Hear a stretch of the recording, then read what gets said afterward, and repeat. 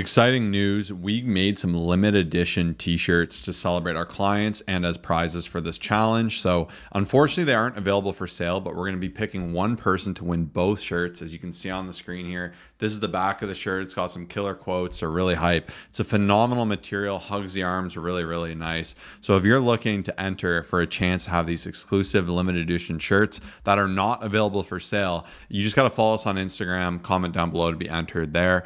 You'll see the post pinned on our Instagram, so you can go ahead and check that out. Our Instagram is at COLOSSUSFIT, COLOSSUSFIT. So be sure to go over there, follow us, and enter so you get a chance to win those shirts. What's going on, everybody? Welcome to the Fit, Healthy, and most of all happy podcast. I'm your coach and host, Josh, here with his co-host and co-coach, KG, and I'm in the house. This is Motivation Monday. We are here to get you fired up, to answer your questions, and just through and through to film an incredible episode and get some great content out around fitness, health, and most of all, importantly, happiness. So for our primary question we have for today, and this is one I alluded to last week, and this is one we get quite often. So it is, what is the best fitness tracker? I always see you guys with an Apple Watch. Do you like it, and do you find you need the Ultra? So this is an amazing question because I know trackers are becoming immensely popular. There's a lot of options out there. I would say by far the most popular currently is Apple Watch. They seem to have a really great market share. I remember when I first had it, people would joke it was a little bit more dorky, a little more futuristic. We've been in since I think the second generation, which Kyle bought off me, and then I got the third, and then he bought the third, which is pretty funny, and he's still rocking with it, and it's doing fantastic. But it's really interesting to see how commonplace they've been in the gym. I've seen more people than not wearing them, which is pretty crazy because data is powerful. It's great to see data. So I would say they're the biggest. Now what you'll hear a lot of, Fitbit was kind of the OG one that actually I started with before that. I feel like they've fallen out a bit. I don't personally see them as much. They may be popular in some circles, but there's also now the Whoop, which is this thing here. It's a band, a subscription you have to pay that provides you a lot of data, but it is something you can't ever fully own because you have to pay that subscription. Then the last but not least, the interesting one is the Aura Ring, because it's a ring, which is a really great option as opposed to always wearing a watch or something along those lines. So there are quite a few options out there, but I'd say these are the big four in terms of trackers. I've experienced with 3 of them. I've never used the Aura, but my only complaint, and the reason I don't get that ring personally, is lifting with a ring can be quite dangerous when you keep it on your finger. So if I'm to take it off and lift, I'm losing the benefit of actually tracking my workout, which I do like seeing. And people will say, why do you need this to track your workout? What's the point? To me, especially with the Apple Watch, I have a really good understanding for me of what I need to be doing to have a good workout. And it's not about burning calories. That doesn't necessarily indicate I had a phenomenal workout, because I could be there in forever, just constantly doing little things and really not leaning into the depth of my workout. But for me, I know when I'm doing my routine, I'm pushing myself. You can look at the zones where my heart rate is. I can see the timing. Even when I bench, usually I try to finish my bench by 25 minutes or so into the workout, because it's real easy to take super long rests and spend forever benching. And for me, it's like, okay, I got to get moving. Sometimes when you're slacking in the gym, the Apple Watch will be brutal and they'll be like, hey, are you still working out? And it's the worst feeling. It's like, yes, I am. I'm trying to push myself. But it could be a good reminder that perhaps you're not moving as intensely as you could. So I find it's a really good mechanism of an extra encouragement. And I find all of them do this, whether they promote you to do more steps, to get more activity, to log different activities, to see if the trend of your heart rate is going up or down, to potentially track your sleep. There are so many benefits of wearing a tracker, and personally, I really enjoy them for that. I think they can come with their shortcomings, because also by having a tracker on your wrist, it's another thing that's buzzing at you and indicating at you, and I do feel there are some limitations with that. But all in all, I personally really do enjoy using them. And for me, I know if I'm having a really good workout, I'll be about over 700 calories burned, and I'm a bigger person. That's kind of standard for me of where I know I'm really pushing myself. So if one day I know I only burn like 400 and I feel I didn't push myself as much, I'll mark that intensity down a little bit on my spreadsheet, and that could be an opportunity for me to improve in the future. But these are all extra like checking mechanisms, like seatbelts, that will kind of encourage you and force you into better habits to actually work harder. And that's my experience with them in personal. personally.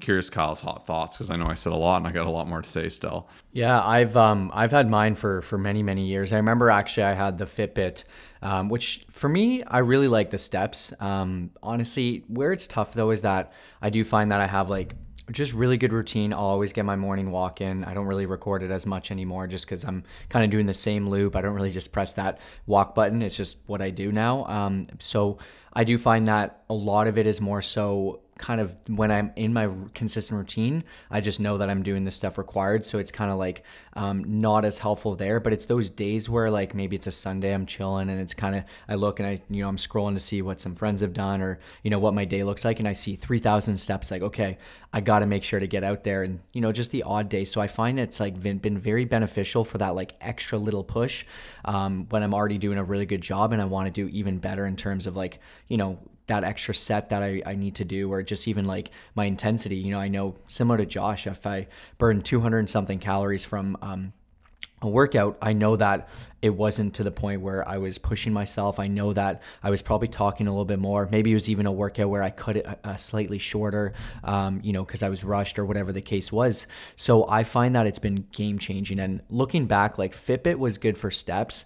Sleep was pretty good. It was one of those things that I didn't love seeing, because I remember when I actually had my Fitbit, it was a time in my life where I was having the least quality sleep. I just remember checking and I had the worst routine and the worst just sleep habits. And, so I look back and it was like 4 hours and 30 minutes and you didn't have deep sleep. So it was like a big kicker and a good motivator to like make changes there. And then obviously transition into the Apple Watch. I use it mainly for my workouts and then also just the steps portion. I don't really use it like exhaustively. And I know there's definitely a couple extra features I probably miss out on, but even like today, knowing I had to wait an extra minute. So like I'll sometimes try to time my rest if I need that extra push, but seeing that I, was my heart rate was high, I was like, you know what, I'm going to take a little bit extra rest instead. So there was like those little cool indicators. But my biggest question, because I haven't talked to Josh about this, but after seeing him with the Ultra for so long, I'm really curious his take on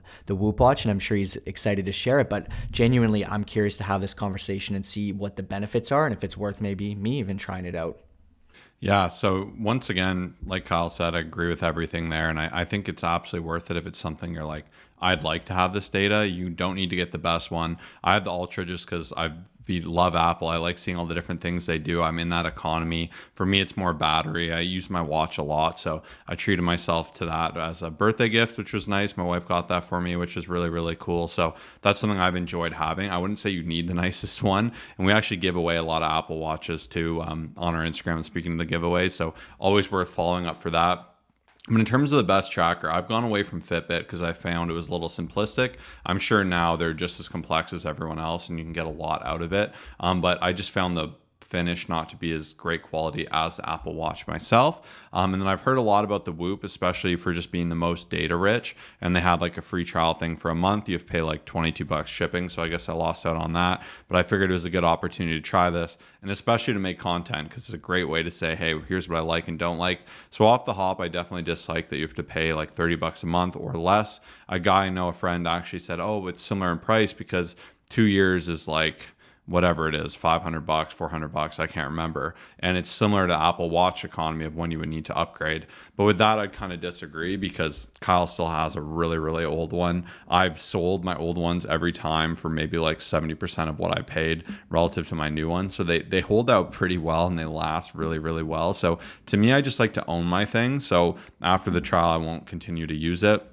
The biggest perk for me and what really intrigued me is like sometimes I like to wear like a watch, like a nice watch, and it's hard. You can't wear an Apple Watch and a watch. Like you're going to look like a goof. You can get away with wearing a Whoop and a watch because it just looks like a band. It's still obviously you're going to look like someone who really likes to track their fitness, but I'm okay. I already kind of fit into those cliches naturally. So to me, that's no problem at all, but I was kind of curious about that. I was curious to have something that like buzzes at me less. Like even sometimes it can be a tick where you'll just have nothing going on and you'll scroll down to see your notifications on your watch. I've combated that by like turning off pretty much every notification on my watch so it doesn't disrupt me and it promotes me to use my phone more. But should I ever need, it is a good backup. So that was kind of my thoughts there.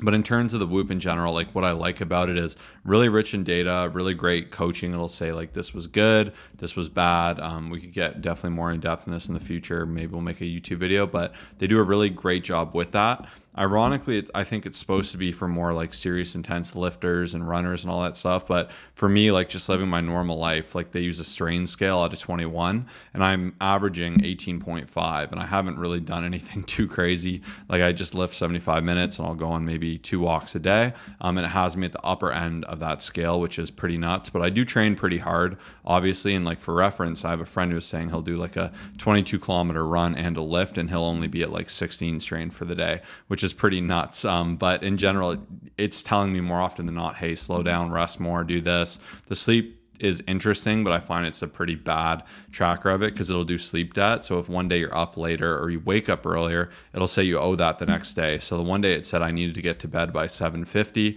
and I needed to be up by like 7 a.m. And I'm like, this is not realistic. It's not going to happen.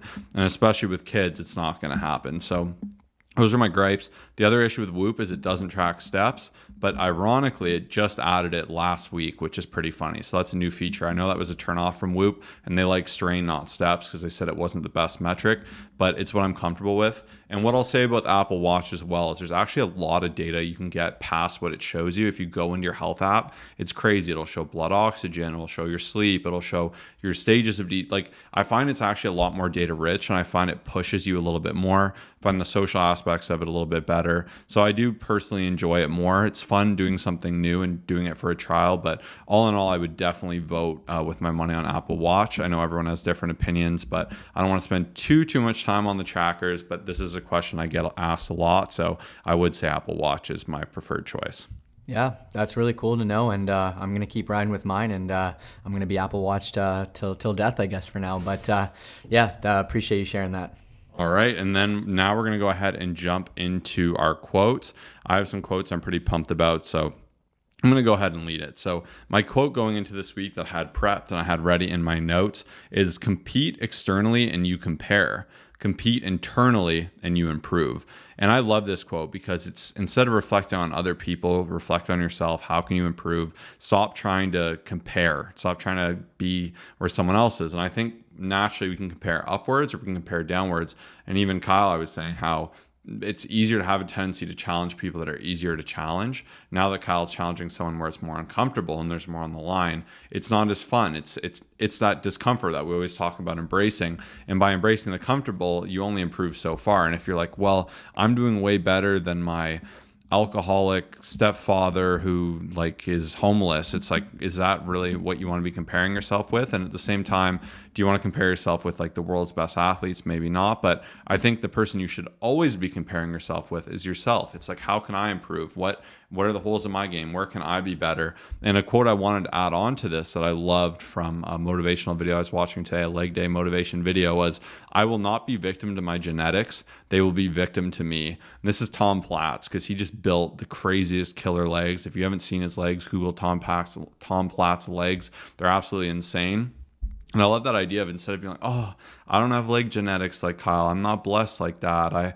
I'm tall. I have really long, skinny calves. I can never have calves. And it's funny. I've been trying to train my calves harder because I know my calf genetics aren't amazing. And I've gotten them to a point where they're even with my arms, which is great for symmetry in terms of that whole Vitruvian physique type of concept of balance. Your arms and your calves should be the same size. And obviously there's still an opportunity to improve them, but that is something I'm proud of. But I actually had 2 or 3 different people come up to me and say, just give up on them. It's easier.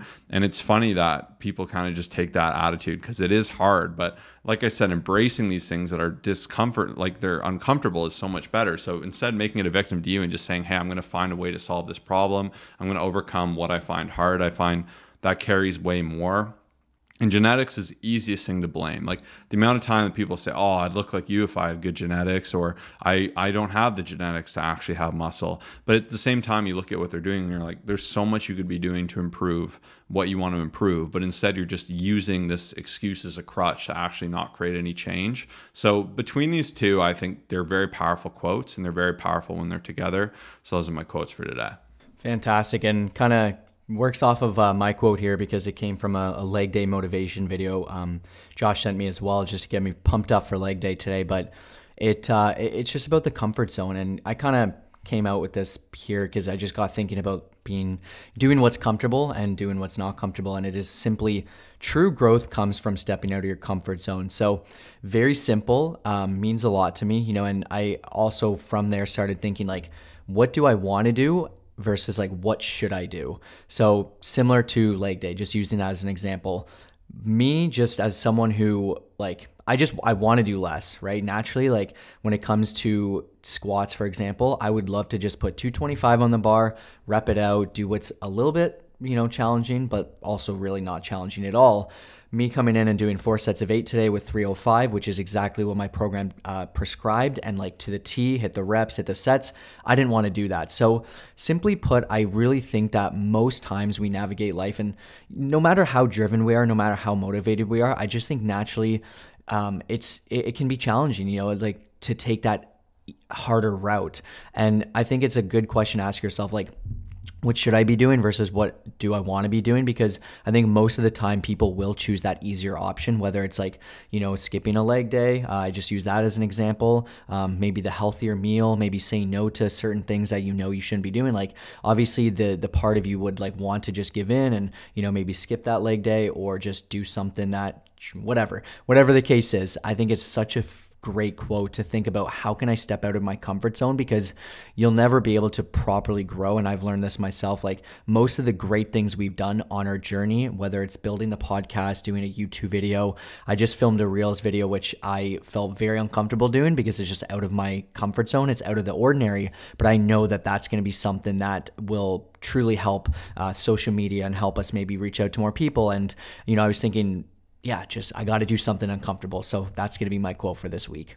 Absolutely. And yeah, it's hard committing to leaning on uncomfortable things and challenge, but coming through it is the best feeling ever. And it makes you realize, wow, like I could do anything I apply myself to. So always a great just reminder of that. So in terms of what has us excited or intrigued, I was going to talk about the Whoop experience so far, which I did. Once again, I've only had it a week, keep in mind, so I'm curious, even as it generates more reports and stuff, we'll get the full month breakdown, but this is something I've been asked a lot, so I wanted to share my thoughts there. But the biggest thought I've had is, and I mentioned this before, but having big events or setting arbitrary events for you to be excited about your goals. So for me, even with this DEXA scan, we did our last one and we said, hey, let's book one 3 months from now. Let's go all in. Let's see what we can do. And even for me, like having that thing to work towards, it's exciting. It makes it a lot more fun. It's a position of accountability where if I slack now, I'm going to pay for it in a month and I'm going to have to identify that. And by me doing that, it's an extra form of accountability. I track my food so I can actually see if I'm on top of hitting my goals, put in my spreadsheet so I can review how my week was as a whole, how my weight's changing. Am I actually consistently improving or moving further away from my goals? So the more you can create these types of situations, the easier it is to stay on track and to be in momentum. But when there's no stakes, it's easy to say, I put up my goal, I didn't achieve it, too bad. And this is unfortunately something you'll see too much, as people will be hyped up for 3 days, the motivation dies, it falls off. And that's why a lot of what we do with coaching is psychological, and it's around helping people develop better patterns to build this discipline.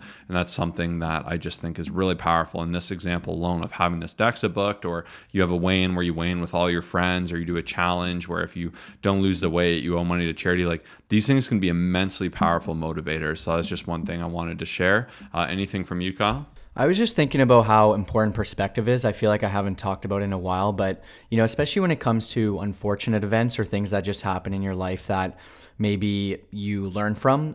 I really like the concept of asking like, or saying something like, it could have been worse, and then fill in the blank of like what could have made it worse. So even let's say an example of my motorcycle crash years ago, like it sucked.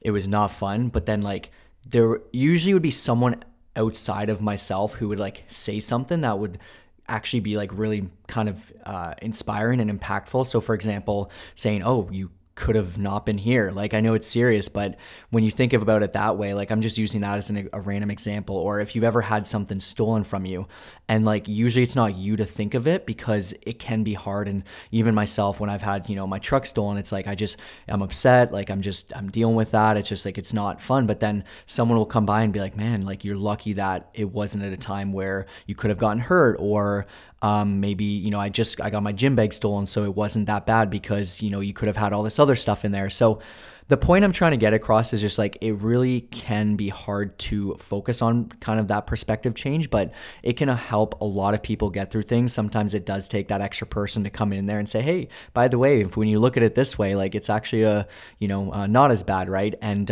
yeah, it's something I've tried over the years. I'm still not perfect at it. Sometimes I need Josh to come in there and be like, hey, look at it on the bright side, fill in the blank, and it's like, it's pretty powerful. So just a random thought I had on the top of my head today. Yeah, no point punishing yourself a second time after something bad happened, dwelling on it, especially if it's something you can't change. All we can do is change how we are in the future and react better. So absolutely well said there.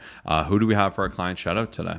So this week we wanted to shout out Carson, who's been absolutely crushing it with Coach Jason. And fun fact, he actually joined the program from his sister, who has been doing some incredible things with myself on her journey. She's lost some great weight as well. So shout out to Marissa. I know she's listening to this, but to spend time here talking about Carson just a little bit. He consistently shows up. He makes no excuses. I just absolutely love his work ethic and everything I've heard about him. And even his top tips, they were just like so simple. And I love it because it's easy to kind of get exotic with things that have like changed the game for you. And I think most people usually have the same messaging when we ask them, hey, what are like a few things that have changed the game for you to help you reach your goals, to get to the next level? And simply put, his 4 things were consistency, go 100 plus 1 every day. So like go 1 more, which we always love talking about. Find a good workout buddy, and then track your calories in your workout so you can see your progress. So I just loved it because it's like so simple and to the point.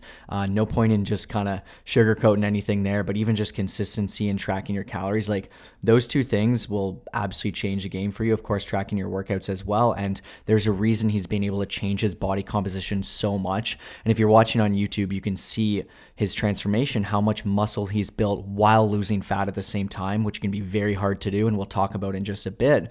And also we'll make sure on Monday, every Monday we post the transformation and then his testimonial video or our client's testimonial video as well. So awesome stuff, Carson. And yeah, great stuff. Shout out Carson. That's what it's all about, is the best feeling, losing fat, building muscle at the same time. Body recomps are huge. And that's a perfect transition into our next question. And that is, I'm looking to transform my physique by gaining muscle while losing fat at the same time. How should I go about this? Yeah, and I love this because it is very hard for a lot of people to do. So first off, when you try to do it yourself, you will be so emotionally attached to the weigh-ins, to how you're looking. You might feel fluffy, you might feel skinny. A whole number of emotions goes on. I know this personally because it's happened to me, but also I hear a lot of people talking about it as well. And I see a lot of people making this mistake. So first off, it's just really having someone unemotionally attached, be able to make those adjustments and changes, especially because you're trying to do 2 things at once. So it's very possible you say, you know what, here's what I'm going to commit to for a week. Here's going to be my calorie range. And then like halfway through the week, you make a change or you're just not feeling it, right? So I see this happen very, very often. Obviously, nutrition is going to be one of the most important parts here. I would say it's pretty much equally as important as the strength training and your overall workouts. But I will say, in order to lose fat and build muscle, you need to be either around your maintenance calories or slightly lower. So I'll give you 2 examples. If someone is trying to do this and their maintenance, for keeping it simple, is 2,000 calories, that's the point where you don't lose weight or gain weight. If you start eating 1,000 calories, you're just going to lose a lot of muscle at the same time. You will lose a lot of fat, but you'll also lose a lot of muscle. Now, if you're going to be on the other end and you go to 3,000 calories a day consistently, you are going to gain some muscle, but you're also going to gain a lot of fat. So that's where you have to be very specific with it. So in this case, we would probably keep someone around the 2,000 calorie mark or slightly below, like let's say 1,700 or so. And we'll make sure that you're either at maintenance or slightly below, depending on the person, depending on the photos we receive, the measurements we get, how long someone's been strength training, their intensity is going to be very important, how consistent they are. So there's a lot of things to consider, but nutritionally, that's going to be one of the most important things. It doesn't really matter, if the overall food that you consume, as long as it's high quality, as long as you're hitting your protein intake, which is another thing. You want to make sure you're around 1 gram per pound that you weigh. So if you're 160 pounds, try to get towards that 160 gram mark for the protein. And then this is the part that, and I can talk about stress, I can talk about sleep, I can talk about all this other stuff, which is important, but the overall strength training is probably going to be the biggest mistake I see a lot of people make aside from their nutrition. So you really want to make sure you have a proper strength training program 4 to 5 times a week. You're hitting each body part at least twice. You're going to the point where you're almost at failure, but you have like maybe 1 to 3 reps left in the tank, depending on each movement. You're consistent with it. You're doing the right movements. You're doing compound lifts. You're not just going in and doing bicep curls. You know, Carson, to get to that point, like he's not just going in and doing a couple calf raises and some curls and maybe a few push-ups. Like he's actually doing a properly periodized program. And so those are the most important things. Obviously making sure your recovery is great, but this is what can help you lose fat and build muscle at the same time. Yeah, I think the biggest thing on top of what Kyle said, because Kyle told you exactly what to do, but it's going deeper. There's a chance you're already doing all of these things. You're going to the gym, you're making an effort to eat healthy, you're setting goals, and this is where we specialize in our coaching. When you sign up for our coaching, we take someone and we analyze your situation. What gym are you going to? What's your history? How long have you been looking? How do your physique photos look? Do you have postural issues? Do you have hip issues? What's holding you back? Do you have any history of a certain sport you played that might be helping you or hurting you? Is there one area over dominant?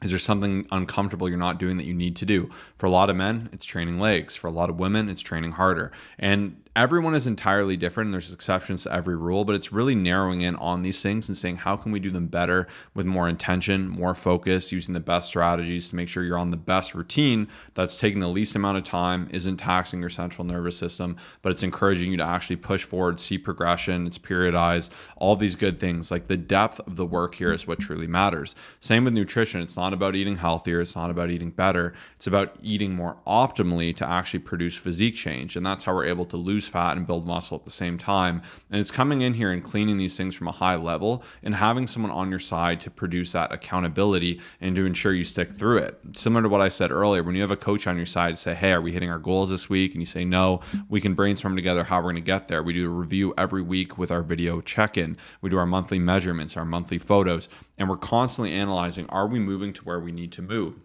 We'll break this down very analytically, and we'll also break it down emotionally. Things happen and we need to be able to respond to them and adjust that game plan. And that's what this is all about. And that's why coaching is such a fluid process. And if you want to lose fat and build muscle at the same time, there's a lot to consider here, but this is what myself and Kyle specialize in. And this is why we have so many phenomenal transformations, and just know we're so confident in what we do that we have a full money back guarantee. So if you're looking to lose fat and build muscle at the same time, let us help you on top of this to this question. Just DM us on Instagram. You should already be going over there to enter our giveaway, but DM us the keyword body recomp and I'll know you're looking to lose fat and gain muscle. And if you're serious about this and you're ready for change, I will do the hard work. I will give the instructions you need and I will get you there. Yeah, honestly, can't wait to help some of you out, really reach that next level. Another thing is cardio. You don't have to do it.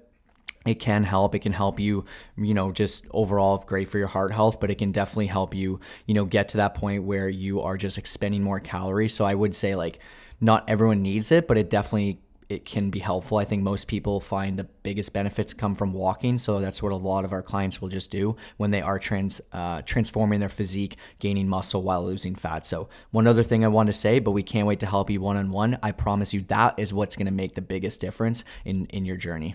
All right, now for our last and final question for today, that is, what would you say are some underrated fitness tips?